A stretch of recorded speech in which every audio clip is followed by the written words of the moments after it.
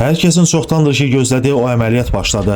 Belə ki, sosial şəbəkələrdə fala baxmaq adı altında dələduzluq edən şəxslər saxlanılıblar. Sosial şəbəkələrdə falçılıq, baxıcılıq və digər adlar altında paylaşımlarla vətəndaşların aldadılaraq pul vəsaitlərinin mənimsənilməsi ilə bağlı polis orqanlarına daxil olan müraciətlər diqqət mərkəzində saxlanmaqla araşdırılır. Belə ki, paytaxt sakin olan bir kişi fala baxdırmaq üçün TikTok sosial şəbəkəsində bu barədə olan yerləşdirilən səhifələrdən birinə müraciət edib. Ardınca həmin səhifədən ona cavab yazılaraq əlaqə nömrəsi istənilib. İki qadın onunla danışaraq yalan vəd verməklə 500 manat pul istəyiblər. Qarşı tərəfin istədiyi məbləği kart hesabına köçürdükdən sonra isə həmin nömrəyə cəhd çatmayıb və səhifə bloklanıb. Zərər çəkən şəxs dələduzluqla üzləşdiyini anlayandan sonra polisə müraciət edib. Suraxanı rayon polis idarəsinin 32-ci polis bölməsinə əməkdaşları tərəfindən həyata keçirilən tədbirlər nəticəsində fala baxmaq adı altında dələduzluq edən 46 yaşlı Mirzəyeva və 24 yaşlı Abbasova saxlanılıblar. Araşdırma aparılır. Sosial şəbəkə istifadəçilərinə müraciət edərək bir daha bildiririk ki, bu tipli elanlarla rastlaşan zaman heç bir halda ödəniş etməsinlər və şəxsi məlumatlarını tanımadıkları şəxslərlə paylaşmasınlar.